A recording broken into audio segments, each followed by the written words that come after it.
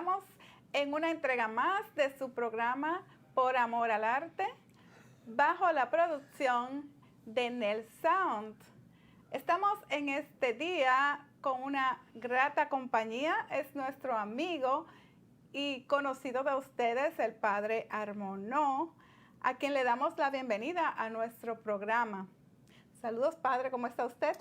Muy bien, muchas gracias y gracias por la bienvenida a este programa.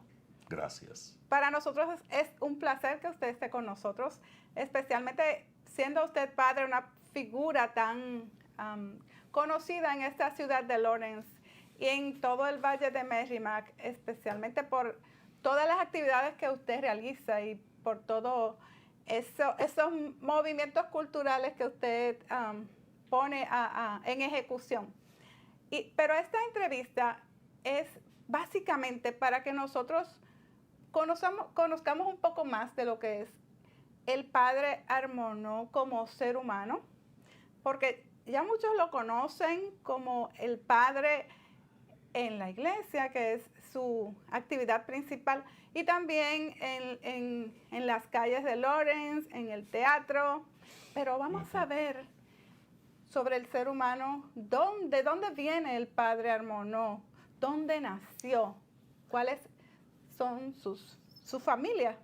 Bueno, lo primero es que yo soy de San Francisco de Macorís, la ¿Sí? famosa serie 56. 56. La 23 es de San Pedro. Aunque estuve trabajando en San Pedro como sacerdote en Los Bateyes, realmente nací en San Francisco de Macorís. Eso es en el interior del país, es la región del Cibao, el Cibao Central, y de ahí es un servidor. Nací hace unos años, bastante ya. Bastante ya. Tal vez no tanto. Sí. Bueno. Sí. Ya son 63 para 64, es decir, que son bastante. No tantos. Sí. Bueno, usted menciona la serie 56. Y me llamó la atención. ¿Qué significa esto? ¿Usted recuerda por qué nosotros le decimos la serie 23 o 56? Allá en República Dominicana se usa mucho esto. Es la forma como en un principio se dividió la territorialidad en el país y entonces han habido algunos cambios. Por ejemplo, San Cristóbal pasó no a ser la número 1, sino en un momento llegó a ser la número 2, Sí. pero eso tenía que ver con la capacidad provincial, es decir, de acuerdo al número de habitantes, de acuerdo a su producción económica, desarrollo económico y social, venían entonces las series, es decir, la numeración.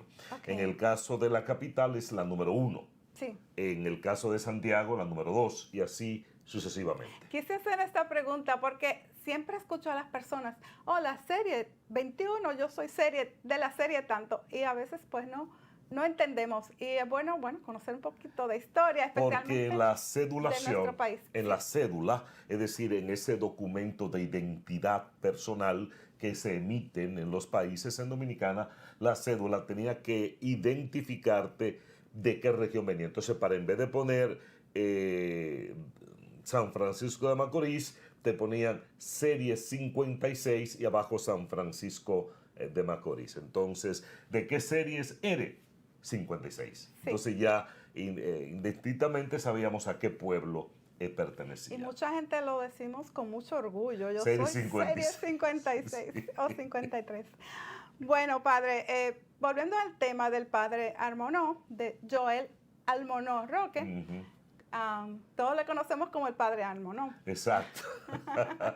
Vamos a ver, ¿su familia es Roque de esta ciudad o es...? Es interesante porque realmente Almonó es una castellanización de Almonaut o Almonaut, que viene de las islas. Mi abuelo vino de San Tomás. Cariñosamente a los isleños, es decir, a las personas que venían de las islas anglo, en este caso San Martín, San Villagordan, todas estas islas donde los parlantes eran ingleses, se le dice cariñosamente cocolos. Sí. ¿Verdad? En un principio fue un adjetivo despectivo, Cierto. peyorativo, pero hoy día no. Hoy día es una identificación de ciertos ribetes de orgullo, ¿verdad?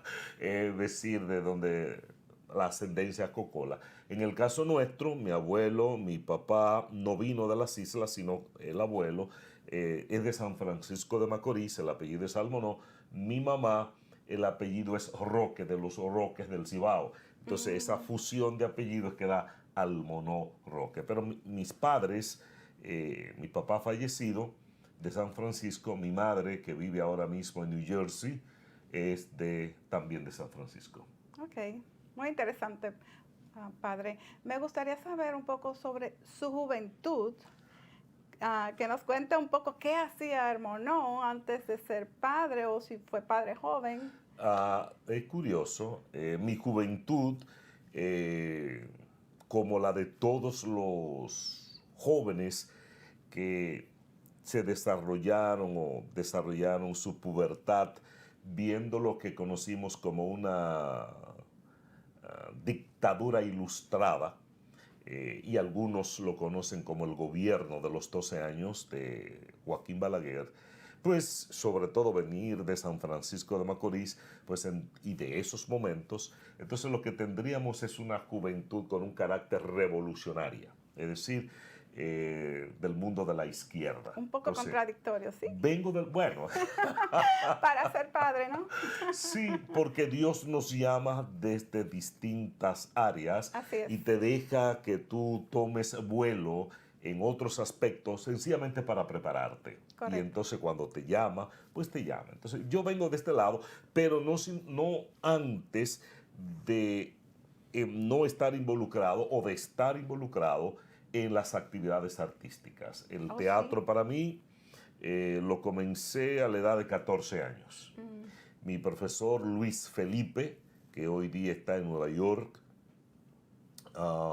fue uno de los primeros maestros que tuve en el arte escénico, junto con, bueno, uno de los pocos doctores que tiene el país en actuación en Dominicana. Me refiero a Polanco, a Radamés Polanco. Creo que es el único por el momento que tiene un doctorado hecho en Europa. La actriz María, creo que lo que tiene es una maestría en teatro, no tiene un doctorado. Ella estudió en Rusia y Radamés Polanco estudió en Italia. Okay. Pero estudié con él en Bellas Artes cuando, claro, antes de ser el gran director que es hoy día, y estuvimos estudiando en Bellas Artes en San Francisco de Macorís. Entonces, de ahí cuando nos vamos a estudiar a la Universidad Autónoma, que era o es la Universidad de los Pobres, por Sigue la siéndolo. persona de que no De tienen bajos todos esos recursos. opulencia económica, Cierto. las puertas de la UAS están abiertas para todos aquellos, ¿verdad?, que deseen estudiar, y ahí estudiamos, pero nuestra primera carrera fue realmente ciencias políticas. Sí. Sí, de ahí pues... Sigue sorprendiéndome usted, padre. Sí. Bueno, hasta que más adelante pues tuvimos el llamado que realmente siempre estuvo latente, porque yo recuerdo que a los 12 años ya éramos monaguillo. Oh, sí. Exacto, del grupo de jóvenes que tenía el padre Daniel Robles en ese entonces. Éramos un gran grupo, y como siempre, muchos pensaron en ese momento ser sacerdotes de los monaguillos. El que menos pensaba en ese momento era yo. Entonces el que terminó siendo sacerdote de ese grupo fui yo. ¿Cómo es la Pero vida? era el que menos realmente. Pues, ¿sabéis cómo me decía una amiga que estudiamos no fue en la secundaria, estudiamos la primaria en San Francisco, ella vive aquí en Lawrence, y ella decía delante de un grupo de personas, pero el que menos pensamos que iba a dar para cura eras tú, porque tú no estabas metido en nada, o sea, Ah, en un principio, ¿verdad? Y era muy callado, tú eras demasiado tímido. sí. Y yo decía, ay Dios mío, pero cómo he cambiado, ¿verdad? De antes de ser tan tímido que no hablaba, ahora hablar que hay que mandarme a callar. ¿Eso le ayudó a usted un poco estar en el teatro, quizás a botar un poco su timidez? Realmente, O el haber estado en la UAS quizás, porque en la UAS te enseña a ti muchas cosas. No solamente te gradúa de una profesión, sino en lo que es la vida misma. realmente yo creo que lo que cambió la parte a timidez fue el hablar en la radio. O sea, mi primera carrera realmente fue locutor y te estoy hablando de los años 76. Sí, Entonces, el tener que porque en ese momento la radio era muy competitiva. oh No cierto. había las grandes tecnologías donde tú podías modular la voz a como tú quisieras y hacer el rejuego de voces que se hace hoy día. En ese momento no había eso. Tenía que ser a garganta herida o a puro pulmón que tú tenías que utilizar las modulaciones para trabajar en los bloques. La tecnología era porque los discos eran en pasta. No es Sí, ahora que tú lo pones todo digital. Eso no existía. Entonces, la competencia era muy manual, era muy de práctica. Entonces, tú tenías que saber manejar todos los equipos, manejar la voz, estar adelante con los aspectos tecnológicos porque no había esa parte que hoy tenemos. Entonces, al ser a pura pulmón, tú mm, tenías que ser un modulador, estar en una escuela de locución, poder participar, poder trabajar y entonces poder competir con otros. Porque en ese momento los bloques número uno eran por la mañana. No es como ahora que tú lo puedes tener en la tarde, en la noche, no. Los bloques todavía en la radio siguen siendo los bloques matutinos, los número uno, los de sí. más atracción. Entonces, si tú querías ganar un poquito más, tú tenías que tratar de ser un locutor de bloque matinal. Oh, muy interesante. ¿Y usted duró mucho tiempo haciendo locución? Ay, caramba, yo creo que no, porque comienzo en el 74, 75, de ahí en el 78 nos movemos a la capital y en la capital yo me enfoqué más en los estudios. Oh, sí. ¿Verdad? Eh, no hice tanto radio. Después que terminé los estudios, curiosamente, entonces sí volví, pero ya estaba como uno de los trabajos que más me gustó, que yo era jefe de personal en Radio y Televisión Dominicana. Entonces Oh, ahí podía estar, empecé entonces en la radio otra vez con un programa dominical que se llamó De las orillas del Yuna a las riberas de los Ama con Pablo Garrido. Entonces eran 4 horas o sea, arrancábamos 8 de la noche y terminábamos a las 12 de la medianoche todos los domingos hablando sobre la historia de la radiodifusión dominicana. oh, muy Ah, interesante, padre. bueno, Sí. me has hecho decir una serie de cosas que ya tenía olvidadas. Bueno, me alegra mucho que las hayas recordado porque Sí. son bastante interesantes para nosotros y para el público que nos mira, que quiere conocer un poco más sobre usted, que no solamente quiere saber sobre, porque ya lo conocen en el teatro, pero muchos desconocen que usted ha tenido una trayectoria tan interesante como haber sido locutor, también estudió derecho político, ¿cómo? Ciencias Ciencias políticas. políticas. Pero también estudié Derecho. También estudió Derecho, También estudié Derecho. hizo teatro. Teatro es una pasión, pero Es una fíjate pasión. algo interesante sobre el teatro. Es que cuando comenzamos a ser sacerdote en el 1994, 95, yo en 94 estoy en Minnesota haciendo el diaconado. O me mandan a hacer mi tiempo de diácono en Minnesota. Ahí yo definitivamente dije, no, teatro para mí, eso no más, no embromo más. Oye la palabra que utilicé, En bromo. embromo más. Es Ok. decir, porque en ese momento el teatro tú lo hacías como con el nombre de este programa, Por Amor al Arte. Ciertamente. Entonces yo decía, pero ya está bueno, tú haces las cosas con amor y con arte, pero no tanto por amor al arte, como que está bueno ya. Y Sí. dije, hasta aquí llegó, no bromo más con esto. Sin embargo, yo recuerdo Eso era lo que quería escuchar, sin embargo, porque lo seguimos mirando Es que- metido en el teatro. es que cuando llego aquí a Lawrence, Sí, que encuentro que hay una situación un poco anómala, en el sentido de que yo llegué aquí en el 2006 y encuentro que cada semana un joven terminaba siendo víctima de violencia de otro joven.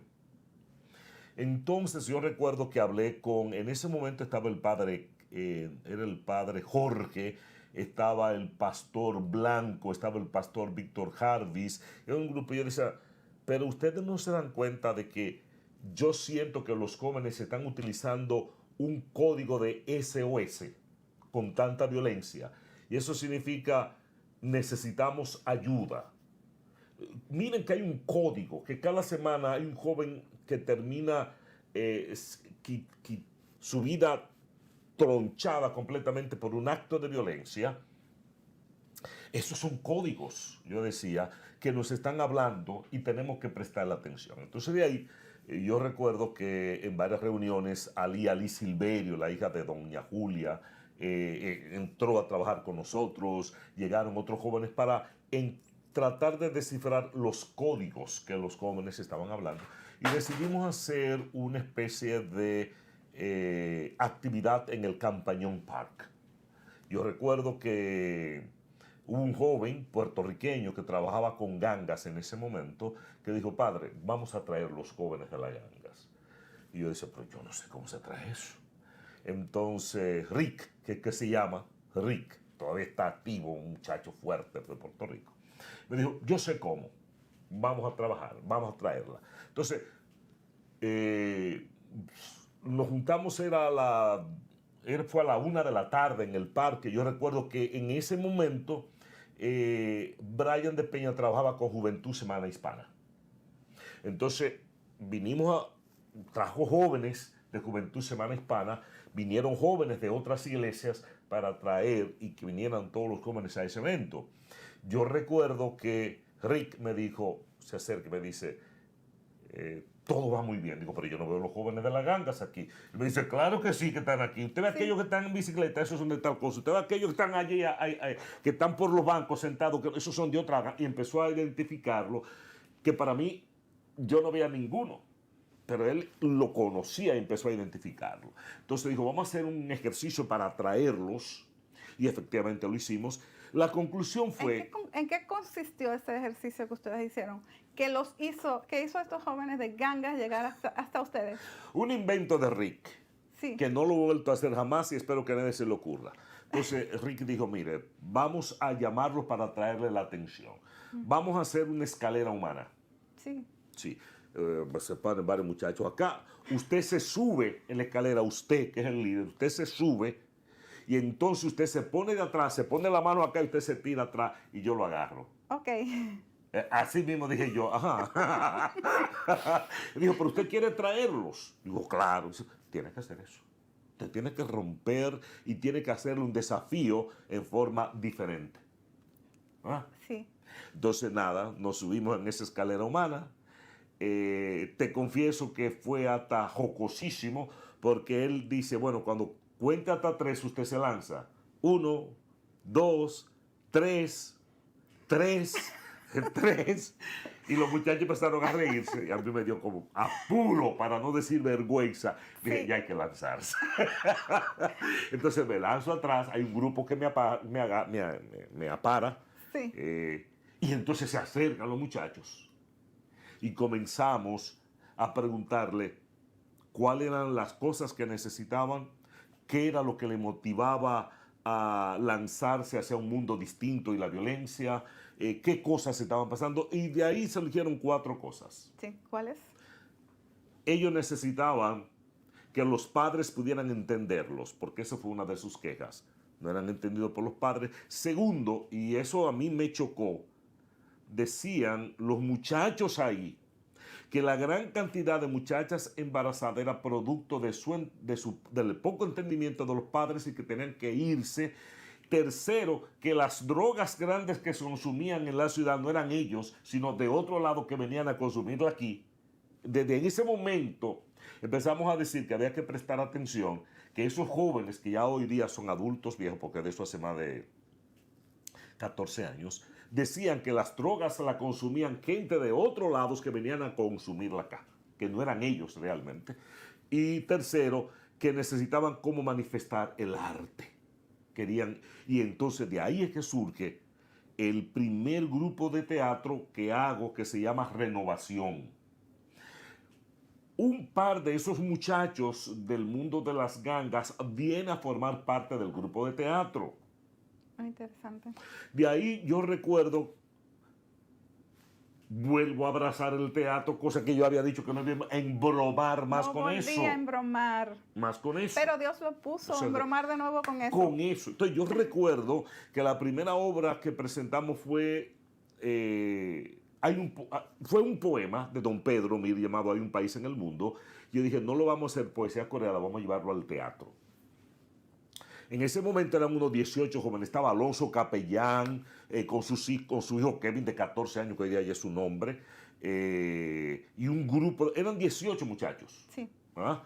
Y montamos esta obra, Hay un país en el mundo. Yo recuerdo que yo decía, no hay que hacer sinopsis de la obra porque no hay un dominicano que no conozca Hay un país en el mundo. Carmen Chalas me dice, padre, no se lleve de eso, que aquí nadie sabe quién es eso. Y yo, ¿cómo no? Si son dominicanos, todo el mundo. Efectivamente, nadie conocía de esos jóvenes el poema Hay un país en el mundo. Nadie. Entonces yo dije, wow, tenemos entonces que levantar. Y de ahí decidí que había que tener entonces un festival de teatro.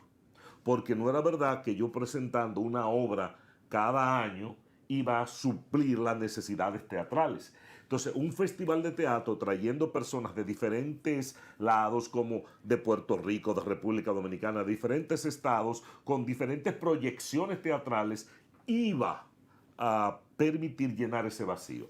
Pero cruenta realidad, obleidades de la vida.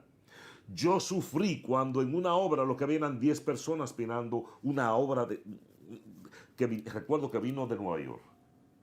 Dice, Dios mío, la inversión que se hizo para traer que solamente hayan 10 personas fue doloroso. Te confieso que ese primer año yo tuve la intención de tirar la toalla, como dicen en Dominicana. Es decir, suelto todo.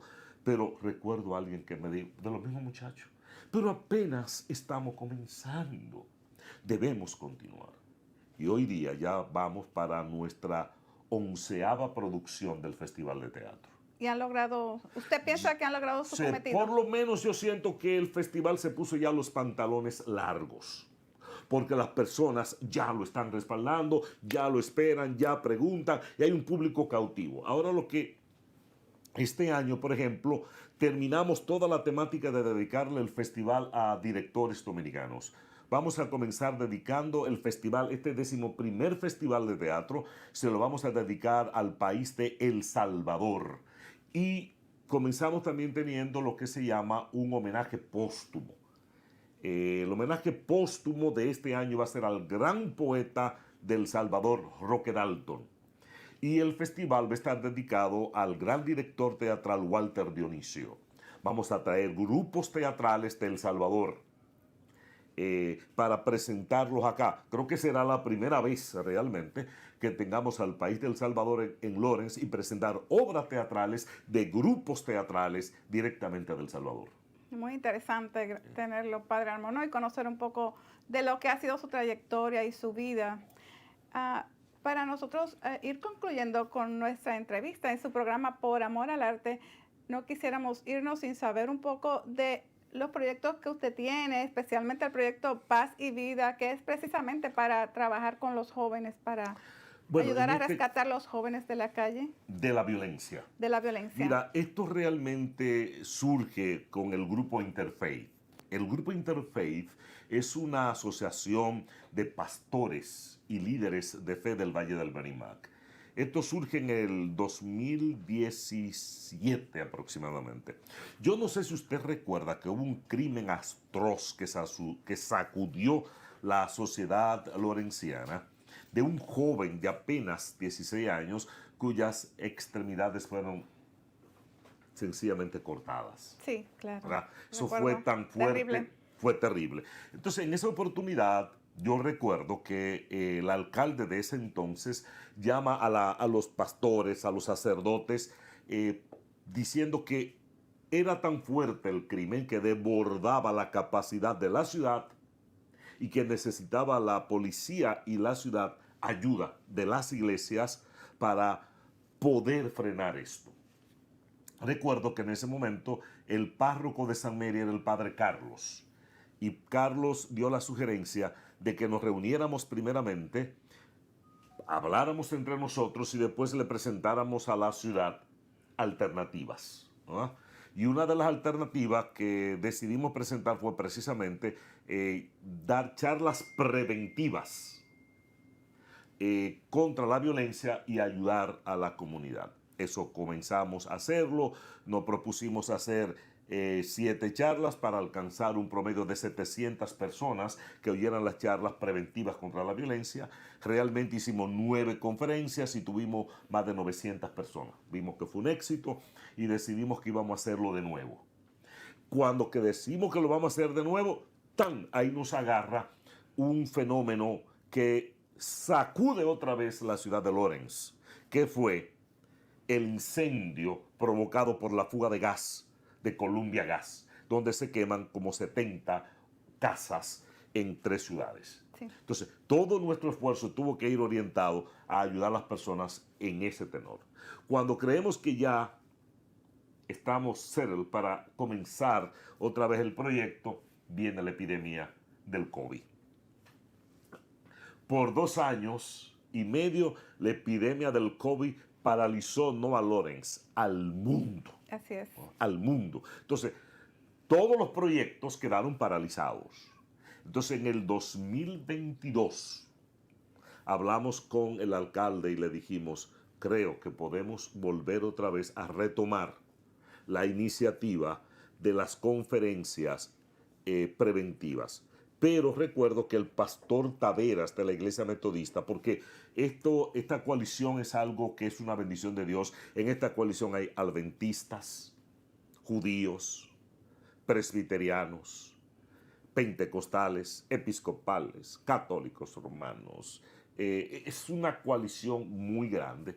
Y yo recuerdo que el pastor Taveras dijo, yo creo que ya las charlas no debe ser el tope. Tienen que ser actividades que vayan desde lo social, lo recreativo, lo deportivo, lo espiritual, para que sea algo integral del ser humano. Que cada iglesia escoja qué es lo que va. Entonces decidimos que hacer 30 actividades en año y medio. Ya no solamente orientado a la juventud, sino a la familia. Es decir, no importa si son monoparentales o no, es decir, de un solo padre criando al hijo, sino que las familias puedan sentarse con los hijos y hablar sobre el bullying, sobre la violencia y cómo enfrentarla. Entonces, esta actividad se ha dividido en 2 pasos. La primera arranca con la campaña de suspenso que fue Crucemos el Puente, que salió por las redes sociales. Crucemos el Puente va a terminar este 30 de abril con una marcha que va a ser de 4 puntos centrales de la ciudad. Van a salir de la McMahon Street, de la South Union, de la parte sur de Lawrence, sí. Va a venir de la Essex Street y va a venir de la East Hayward. De esos 4 puntos va a venir marcha de río de miembros de iglesias para juntarnos en el City Hall. En el City Hall vamos a marchar por la calle del parque, alrededor del parque, para tener una concentración en la plazoleta del parque. En esta plazoleta del parque vamos a decirle y anunciarle al mundo que el programa de las 30 actividades en diferentes lugares de la ciudad comienza para que los padres y los hijos puedan sentarse y hablar de la violencia. El segundo paso es las personas, después de estas 30 actividades, que necesiten ayuda, familias, es decir, esposos. Hay un programa especial dirigido por el reverendo Luis Esteves que se va a encargar de orientar y dar formación, ayuda a las parejas. Pero entonces tenemos los hijos que sufren bullying en las escuelas, etcétera, lo que ellos necesitan. Entonces hay un grupo de capellanes junto con un comité local de la iglesia para ayudar a esos jóvenes. Es decir, tenemos los capellanes de la general Miriam, tenemos el grupo de capellanes del coronel Rafael Disla, y hay otro grupo de capellanes que van juntos a la pastora Cassandra Chávez, luterana, porque es un espectro inmenso el que compone Interfaith. Van a darle seguimiento para ayudar a esos jóvenes. En eso estamos inmersos nosotros, el grupo Interfaith, para dar a las familias lorencianas una nueva visión de ayudarles. Por último, me gustaría saber, es interesantísimo lo que ustedes están haciendo, los propósitos que tienen de rescatar a los jóvenes. Lo último que me gustaría saber, Padre Armonó, es, ¿usted considera que la juventud de Lawrence y del Valle de Merrimack, de estas ciudades, se pueden rescatar? No solo que se pueden rescatar, es que hay muchos jóvenes sanos, con mucha fuerza. Mira, hay un grupo de jóvenes que se reúne aquí en el taller, solamente para leer libros y hablar sobre temas tan interesantes. Tenemos otro grupo de jóvenes que estoy trabajando con ellos, que es el Grupo Verde, que trabaja sobre todo lo que es lo ecológico, ¿verdad?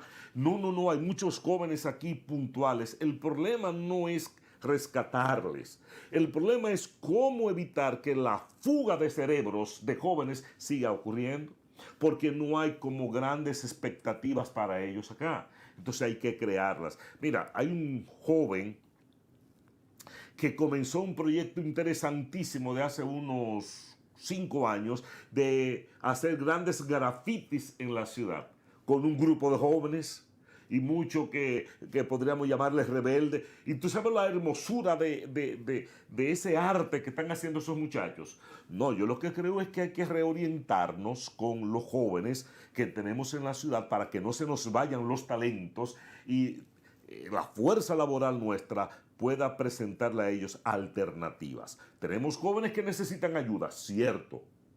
Pero eso no es que más que en Andover, North Andover y otras áreas. No, lo que pasa es que aquí se magnifica más, nada más.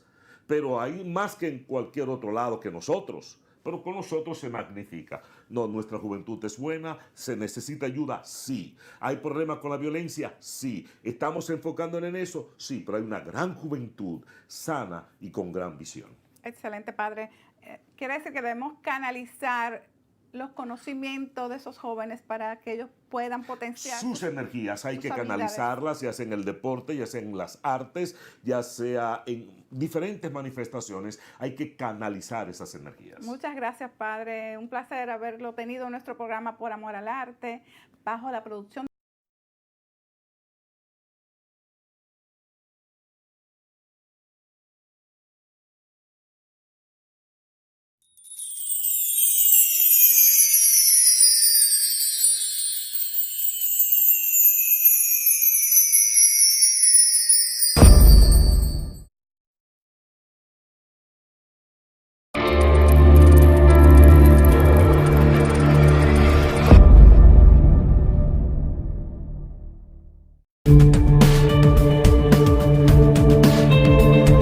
Saludos, amigos, aquí estamos en una entrega más de su programa Por Amor al Arte, bajo la producción de Nel Sound.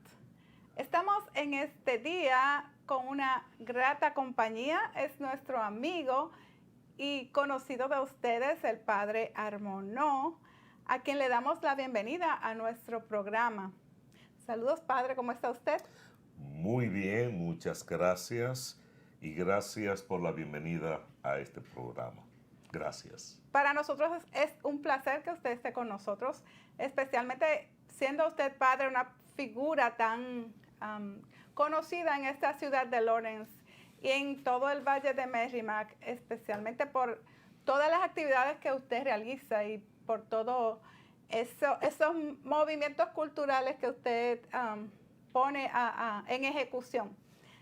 Pero esta entrevista es básicamente para que nosotros conozcamos un poco más de lo que es el padre Armonó como ser humano, porque ya muchos lo conocen como el padre en la iglesia, que es su actividad principal, y también en las calles de Lawrence, en el teatro. Pero vamos a ver sobre el ser humano, de dónde viene el padre Armonó, dónde nació, cuáles son su familia. Bueno, lo primero es que yo soy de San Francisco de Macorís, la ¿Sí? famosa serie 56. 56. La 23 es de San Pedro. Aunque estuve trabajando en San Pedro como sacerdote en Los Bateyes, realmente nací en San Francisco de Macorís. Eso es en el interior del país, es la región del Cibao, el Cibao Central, y de ahí es un servidor. Nací hace unos años, bastante ya. Bastante. Bastante ya. Tal vez no tanto. Sí. Bueno. Sí. Ya son 63 para 64, es decir, que son bastante. No tantos. Sí. Bueno, usted menciona la serie 56. 56. Y me llamó la atención. ¿Qué significa esto? ¿Usted recuerda por qué nosotros le decimos la serie 23 o 56? Allá en República Dominicana se usa mucho esto. Es la forma como en un principio se dividió la territorialidad en el país y entonces han habido algunos cambios. Por ejemplo, San Cristóbal pasó no a ser la número 1, sino en un momento llegó a ser la número 2, Sí. pero eso tenía que ver con la capacidad provincial, es decir, de acuerdo al número de habitantes, de acuerdo a su producción económica, desarrollo económico y social, venían entonces las series, es decir, la numeración. Okay. En el caso de la capital es la número 1. Sí. En el caso de Santiago, la número 2, y así sucesivamente. Quise hacer esta pregunta porque siempre escucho a las personas, la serie 21, yo soy de la serie tanto, y a veces pues no entendemos. Y es bueno conocer un poquito de historia, especialmente porque la cedulación, de nuestro país. en la cédula, es decir, en ese documento de identidad personal que se emiten en los países, en Dominicana, la cédula tenía que identificarte de qué región venía. Entonces, en vez de poner San Francisco de Macorís, te ponían serie 56 y abajo San Francisco de Macorís. Entonces, ¿de qué series eres? 56. Sí. Entonces ya indistintamente sabíamos a qué pueblo pertenecía. Y mucha gente lo decimos con mucho orgullo. Yo Serie soy 56. serie 56 Sí. o 53. Bueno, padre, volviendo al tema del padre Armonó, de Joel Almonó Roque, todos le conocemos como el padre Armonó. Exacto. Vamos a ver, ¿su familia es Roque de esta ciudad o es...? Es interesante porque Sí. realmente Almonó es una castellanización de Almonaut o Almonaut, Okay. que viene de las islas. Mi abuelo vino de San Tomás. Cariñosamente a los isleños, es decir, a las personas que venían de las islas en este caso San Martín, San Villagordan, todas estas islas donde los parlantes eran ingleses, se le dice cariñosamente cocolos. Sí. ¿Verdad? En un principio fue un adjetivo despectivo, Cierto. peyorativo, pero hoy día no. hoy día es una identificación de ciertos ribetes de orgullo, ¿verdad? Ok. Es decir, de donde la ascendencia cocola. En el caso nuestro, mi abuelo, mi papá no vino de las islas, sino el abuelo es de San Francisco de Macorís, el apellido es Almonó. Mi mamá, el apellido es Roque, de los Roques del Cibao. Entonces, esa fusión de apellidos queda Almonó Roque. Pero mis padres, mi papá fallecido de San Francisco, mi madre, que vive ahora mismo en New Jersey, es también de San Francisco. Ok, muy interesante, padre. Me gustaría saber un poco sobre su juventud, que nos cuente un poco qué hacía Hermonó antes de ser padre o si fue padre joven.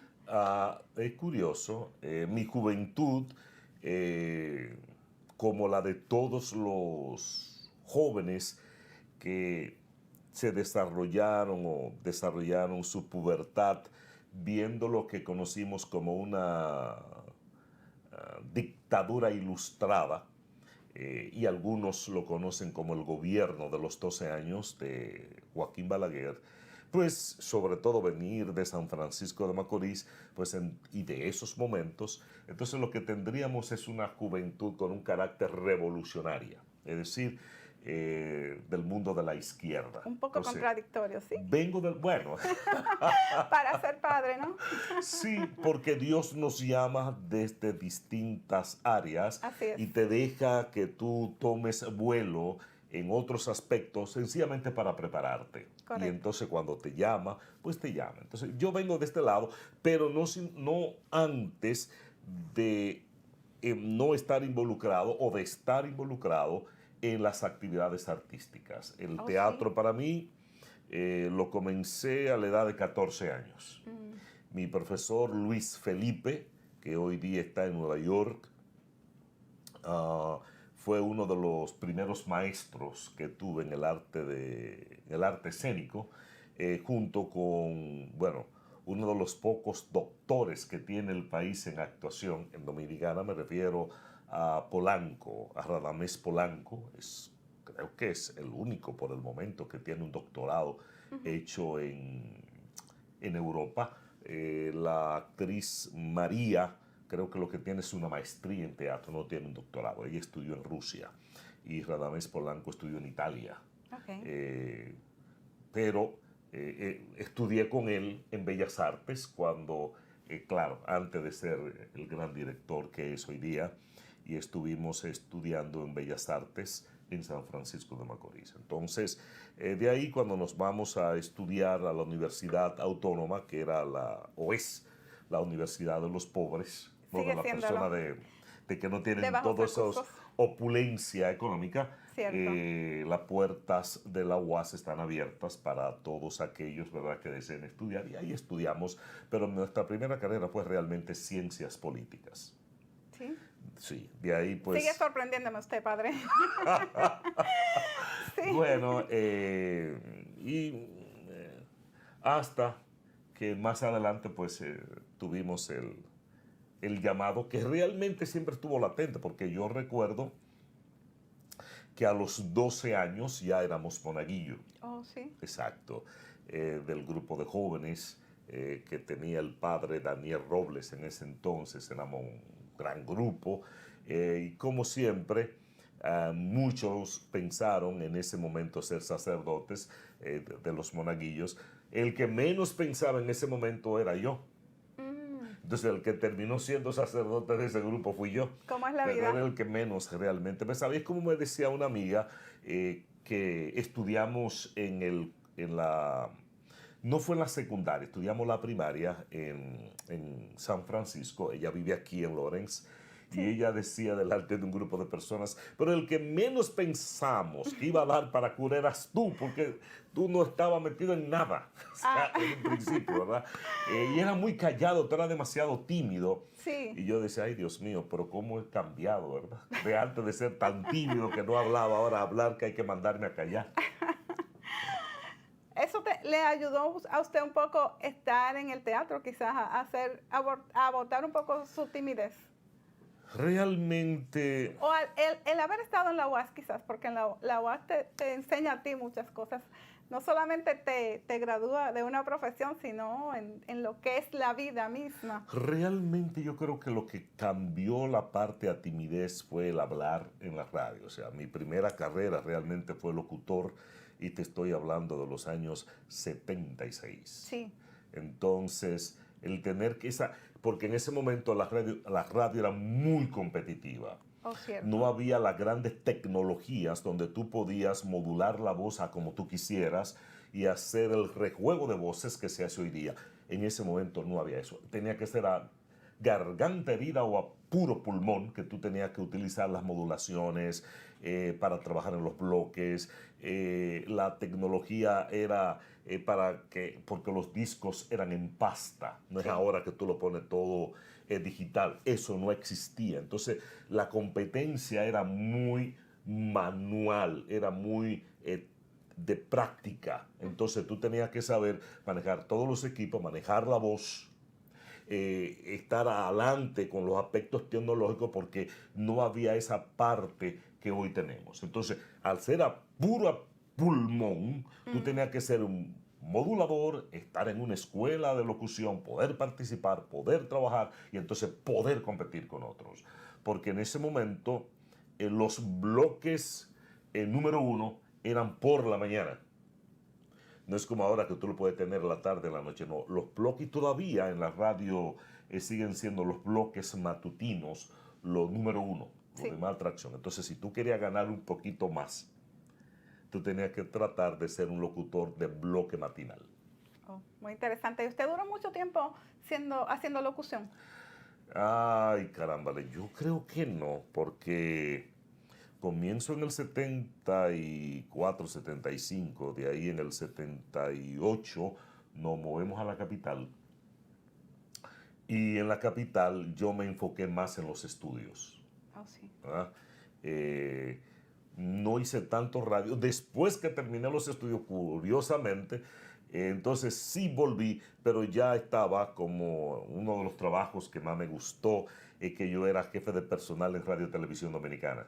Entonces ahí podía estar, empecé entonces en la radio otra vez con un programa dominical que se llamó De las orillas del Yuna a las riberas de los Ama, con Pablo Garrido. Entonces eran 4 horas.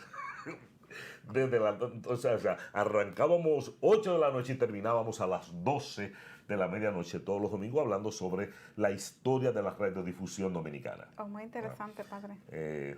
Bueno, Sí. me has hecho decir una serie de cosas que ya tenía olvidadas. Bueno, me alegra mucho que las hayas recordado porque son bastante interesantes para nosotros y para el público que nos mira, que quiere conocer un poco más sobre usted, que no solamente quiere saber sobre, porque ya lo conocen el teatro, pero muchos desconocen que usted ha tenido una trayectoria tan interesante como haber sido locutor, también estudió Derecho político, ¿cómo? Ciencias políticas. Pero también estudié Derecho. También estudió Derecho. También estudié Derecho. Hizo teatro. Teatro es una pasión, pero Es una fíjate pasión. algo interesante sobre el teatro, es que cuando comenzamos a ser sacerdote en el 1994, 95, yo en 94 estoy en Minnesota haciendo el diaconado. O me mandan a hacer mi tiempo de diácono en Minnesota. Ahí yo definitivamente dije, no, teatro para mí, eso no más, no embromo más. Oye la palabra que utilicé. Embromo. Embromo más. Es Ok. decir, porque en ese momento el teatro tú lo hacías como con el nombre de este programa, Por Amor al Arte. Ciertamente. Entonces yo decía, pero ya está bueno, tú haces las cosas con amor y con arte, pero no tanto por amor al arte, como que está bueno ya. Y dije, hasta aquí llegó, no embromo más con esto. Sin embargo, yo recuerdo Eso era lo que quería escuchar, sin embargo, porque lo seguimos mirando Es metido que- en el teatro. es que cuando llego aquí a Lawrence, Sí, que encuentro que hay una situación un poco anómala, en el sentido de que yo llegué aquí en el 2006 y encuentro que cada semana un joven terminaba siendo víctima de violencia de otro joven. Entonces yo recuerdo que hablé en ese momento estaba el padre, era el padre Jorge, estaba el pastor Blanco, estaba el pastor Víctor Jarvis, era un grupo y yo decía, pero ustedes no se dan cuenta de que yo siento que los jóvenes están utilizando un código de SOS con tanta violencia. Y eso significa necesitamos ayuda. Miren que hay un código, que cada semana hay un joven que termina su vida tronchada completamente por un acto de violencia. Esos son códigos, yo decía, que nos están hablando y tenemos que prestar la atención. Entonces de ahí yo recuerdo que en varias reuniones Ali Silverio, la hija de doña Julia, entró a trabajar con nosotros, llegaron otros jóvenes para tratar de descifrar los códigos que los jóvenes estaban hablando y decidimos hacer una especie de actividad en el Campañón Park. Yo recuerdo que hubo un joven puertorriqueño que trabajaba con gangas en ese momento que dijo, padre, vamos a traer los jóvenes de las gangas. Y yo decía, pero yo no sé cómo se trae eso. Entonces Rick, que se llama Rick, todavía está activo, un muchacho fuerte de Puerto Rico, me dijo, yo sé cómo, vamos a trabajar, vamos a traerla. Entonces, nos juntamos, fue a la 1 de la tarde en el parque. Yo recuerdo que en ese momento Brian de Peña trabajaba con Juventud Semana Hispana. Entonces, trajo jóvenes de Juventud Semana Hispana, vinieron jóvenes de otras iglesias para traer y que vinieran todos los jóvenes a ese evento. Yo recuerdo que Rick me dijo, se acerca y me dice, todo va muy bien. Digo, pero yo no veo los jóvenes de las gangas aquí. Y me dice, claro que sí, que están aquí. Usted ve aquellos que están en bicicleta, esos son de tal cosa. Usted ve aquellos que están allí, que están por los bancos sentados, que esos son de otra. Y empezó a identificarlo, que para mí, yo no veía ninguno. Pero él lo conocía y empezó a identificarlo. Entonces dijo, vamos a hacer un ejercicio para atraerlos. Y efectivamente lo hicimos. La conclusión fue... ¿En qué consistió ese ejercicio que ustedes hicieron? Que hizo a estos jóvenes de gangas llegar hasta ustedes. Un invento de Rick, sí, que no lo he vuelto a hacer jamás y espero que a nadie se le ocurra. Entonces Rick dijo, mire, vamos a llamarlos para atraerle la atención. Vamos a hacer una escalera humana. Sí. Sí. Se ponen varios muchachos acá. Usted se sube en la escalera, usted que es el líder, usted se sube y entonces usted se pone de atrás, se pone la mano acá y usted se tira atrás y yo lo agarro. Ok. Así mismo dije yo, ajá. Dijo, pero usted quiere traerlos. Digo, claro. Dice, tiene que hacer eso. Usted tiene que romper y tiene que hacerle un desafío en forma diferente. ¿Ah? Sí. Entonces, nada, nos subimos en esa escalera humana. Te confieso que fue hasta jocosísimo porque él dice, bueno, cuando cuenta hasta 3, usted se lanza. 1, 2, 3, 3, 3. Y los muchachos empezaron a reírse y a mí me dio como apuro, para no decir vergüenza. Dije, sí, ya hay que lanzarse. Entonces me lanzo atrás, hay un grupo que me apara. Sí. Y entonces se acercan los muchachos.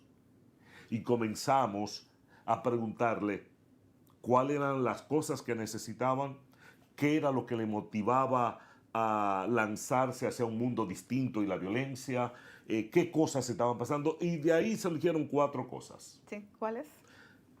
Ellos necesitaban que los padres pudieran entenderlos, porque esa fue una de sus quejas. No eran entendidos por los padres. Segundo, y eso a mí me chocó, decían los muchachos ahí que la gran cantidad de muchachas embarazadas era producto del poco entendimiento de los padres y que tenían que irse. Tercero, que las drogas grandes que se consumían en la ciudad no eran ellos, sino de otro lado que venían a consumirlo aquí.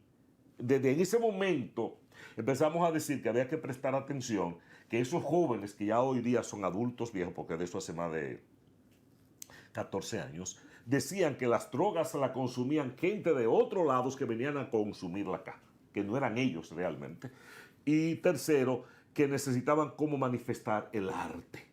Querían, y entonces de ahí es que surge el primer grupo de teatro que hago, que se llama Renovación.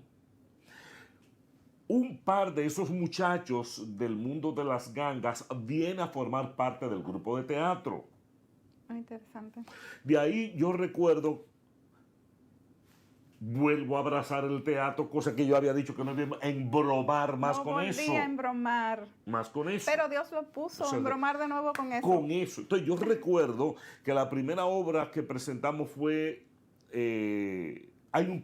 fue un poema de Don Pedro Mir llamado Hay un país en el mundo. Yo dije, no lo vamos a hacer poesía coreana, vamos a llevarlo al teatro. En ese momento eran unos 18 jóvenes. Estaba Alonso Capellán, con su hijo Kevin de 14 años, que hoy día ya es su nombre, y un grupo, eran 18 muchachos. Sí. ¿Ah? Y montamos esta obra, Hay un país en el mundo. Yo recuerdo que yo decía, no hay que hacer sinopsis de la obra porque no hay un dominicano que no conozca Hay un país en el mundo. Carmen Chalas me dice, padre, no se lleve de eso, que aquí nadie sabe quién es eso. Y yo, ¿cómo no? Si son dominicanos, todo el mundo.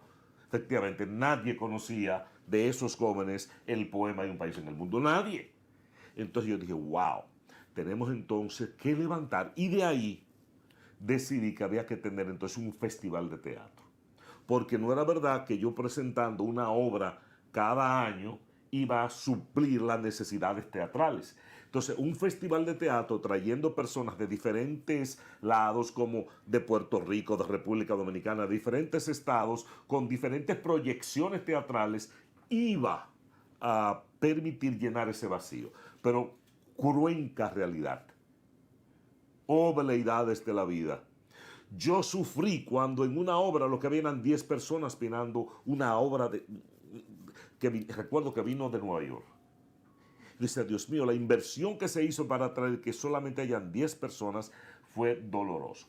Te confieso que ese primer año yo tuve la intención de tirar la toalla, como dicen en Dominicana. Es decir, suelto todo. Pero recuerdo a alguien que me dijo, de los mismos muchachos, pero apenas estamos comenzando. Debemos continuar. Y hoy día ya vamos para nuestra 11ª producción del Festival de Teatro. ¿Y han logrado, usted piensa que han logrado su cometido? Por lo menos yo siento que el festival se puso ya los pantalones largos, porque las personas ya lo están respaldando, ya lo esperan, ya preguntan, y hay un público cautivo. Ahora este año, por ejemplo, terminamos toda la temática de dedicarle el festival a directores dominicanos. Vamos a comenzar dedicando el festival, este 11º festival de teatro, se lo vamos a dedicar al país de El Salvador. Y comenzamos también teniendo lo que se llama un homenaje póstumo. El homenaje póstumo de este año va a ser al gran poeta del Salvador, Roque Dalton. Y el festival va a estar dedicado al gran director teatral Walter Dionisio. Vamos a traer grupos teatrales de El Salvador para presentarlos acá. Creo que será la primera vez realmente que tengamos al país de El Salvador en Lawrence y presentar obras teatrales de grupos teatrales directamente de El Salvador. Muy interesante tenerlo, Padre Armando, y conocer un poco de lo que ha sido su trayectoria y su vida. Para nosotros ir concluyendo con nuestra entrevista en su programa Por Amor al Arte, no quisiéramos irnos sin saber un poco de los proyectos que usted tiene, especialmente el proyecto Paz y Vida, que es precisamente para trabajar con los jóvenes, para ayudar a rescatar a los jóvenes de la calle. De la violencia. De la violencia. Mira, esto realmente surge con el grupo Interfaith.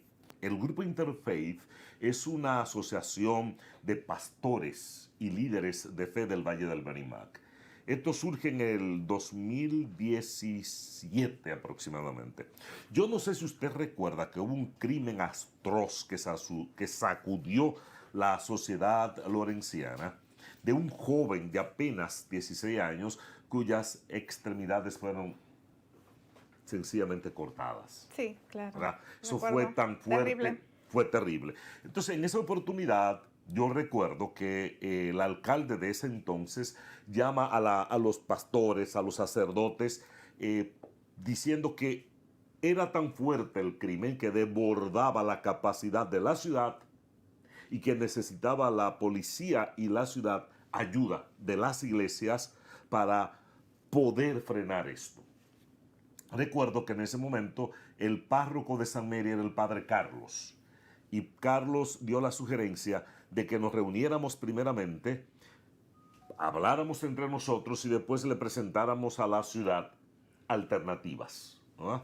Y una de las alternativas que decidimos presentar fue precisamente dar charlas preventivas contra la violencia y ayudar a la comunidad. Eso comenzamos a hacerlo, nos propusimos hacer 7 charlas para alcanzar un promedio de 700 personas que oyeran las charlas preventivas contra la violencia.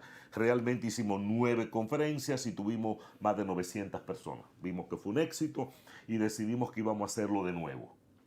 Cuando que decimos que lo vamos a hacer de nuevo, ¡tan! Ahí nos agarra un fenómeno que sacude otra vez la ciudad de Lawrence, que fue el incendio provocado por la fuga de gas de Columbia Gas, donde se queman como 70 casas en 3 ciudades. Sí. Entonces, todo nuestro esfuerzo tuvo que ir orientado a ayudar a las personas en ese tenor.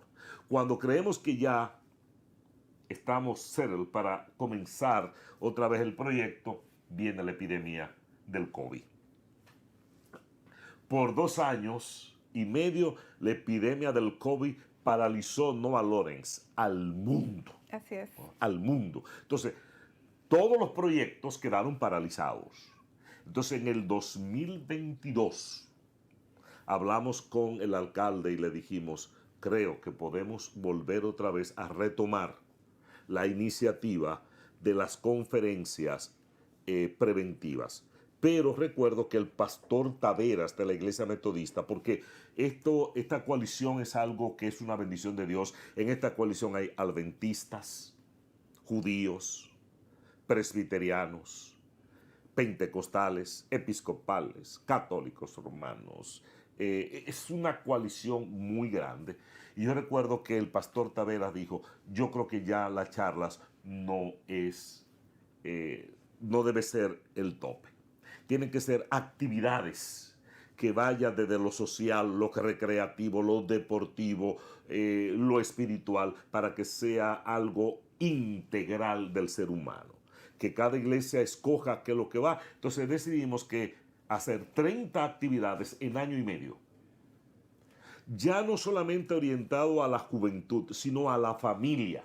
Es decir, no importa si son monoparentales o no, es decir, de un solo padre criando al hijo, sino que las familias puedan sentarse con los hijos y hablar sobre el bullying, sobre la violencia y cómo enfrentarla. Entonces, esta actividad se ha dividido en 2 pasos. La primera arranca con la campaña de suspenso que fue Crucemos el Puente, que salió por las redes sociales.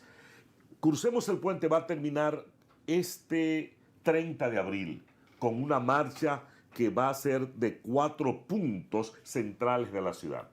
Van a salir de la Madmon Street, de la South Union, de la parte sur de Lawrence, sí. Va a venir de la Essex Street y va a venir de la East Hayward.